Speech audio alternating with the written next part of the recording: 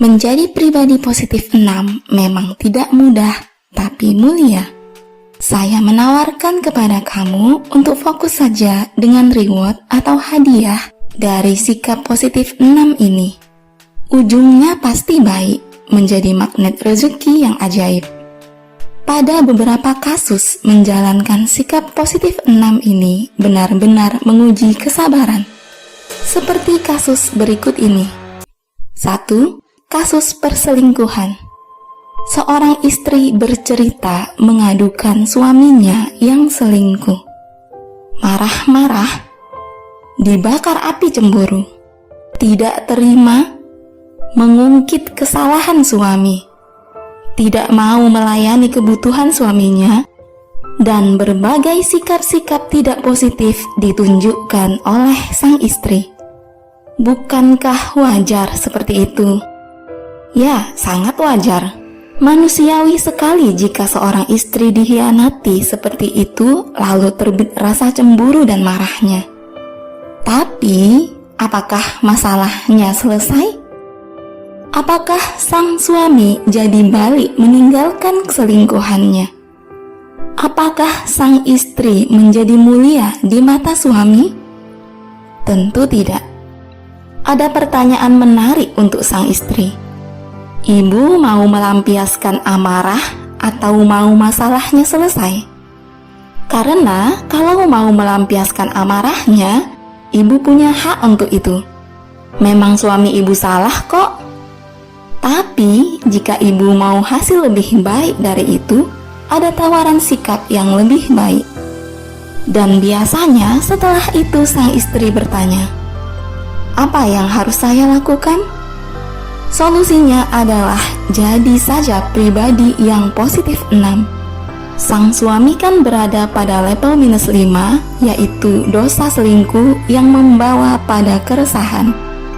Bahkan bisa jadi suami berada di level minus 7. Sikap ibu yang marah dan cemburu minus 2 malah akan membuat masalah tidak terselesaikan.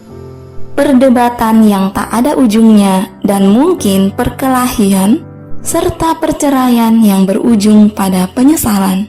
Tapi sekali lagi, menjadi positif 6 pastinya tidak mudah. Dibutuhkan jiwa yang sangat mulia untuk melakukannya. Saran bagi sang ibu tersebut untuk bisa mengatakan begini kepada suami. Bang, urusan abang selingkuh adalah urusan abang dengan Tuhan. Abang pasti sadar, setiap yang abang lakukan akan ada konsekuensi yang harus dipertanggungjawabkan di hadapan Tuhan. Tapi urusan saya menjaga akad nikah yang suci adalah urusan saya dengan Tuhan. Saya akan tetap mencintai abang, memuliakan abang, membahagiakan abang, melayani dan memenuhi seluruh kebutuhan abang dengan tulus dan ikhlas sampai nyawa memisahkan kita. Jika sang ibu mampu melakukan demikian, saya yakin akan terjadi hal yang lebih bermanfaat dan mengarah kepada keharmonisan yang lebih baik. Pada banyak kasus seperti ini, banyak yang kembali menceritakan tiba-tiba suaminya berubah menjadi lebih baik kepada sang istri. Beberapa di antaranya malah memutuskan hubungan dengan wanita idaman lain di luar sana. Sang istri menjadi mulia di mata suami dan muncul rasa sayangnya kembali.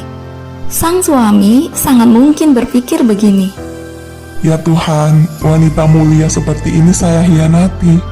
Betapa tak pantasnya saya melakukan hal seperti ini. Ini mungkin yang biasa disebut inner beauty. 2. Kasus anak narkoba. Seorang ayah ditelepon oleh pihak kepolisian. Pak, silahkan datang ke kantor. Ini anak bapak yang tertangkap tangan membawa obat-obatan terlarang. Terdengar suara lirih di ujung telepon. Menghadapi hal seperti ini ada dua tipe ayah. Ayah A yang melampiaskan amarah, langsung panik dan bergegas ke kantor polisi. Saat sampai di sana, tiba-tiba menampar wajah sang anak sambil berkata, tidak tahu malu, dasar anak durhaka, bikin malu keluarga. Dan berbagai kata-kata menghujam serta menyakitkan sang anak. Apakah sang ayah tidak punya hak melakukan hal itu? Bisa jadi memang sah-sah saja sang ayah melakukannya. Tapi pertanyaannya, apakah sang anak menjadi lebih mudah sadarnya? Sesuai dengan ilmu spiritual materi yang kita bahas, sepertinya sang anak malah membela diri. Sang anak berada dalam level jiwa -7, dihadapi oleh kemarahan -2 sang ayah. Bahkan jika sang anak sudah mencapai -8, malah akan balik marah sambil mabuk tentunya. Hei, siapa lu? Jangan ngaku-ngaku sebagai ayah gue lah. Lu jarang ada di rumah, ngakunya kerja lah, pulang-pulang malah sering nyakiti ibu. Sekarang malah nampar gue lagi. Ngaca lu. Sementara ayah B memiliki sikap berbeda. Sang ayah tetap tenang, pikirannya jernih dan tetap husnuzon, positive thinking.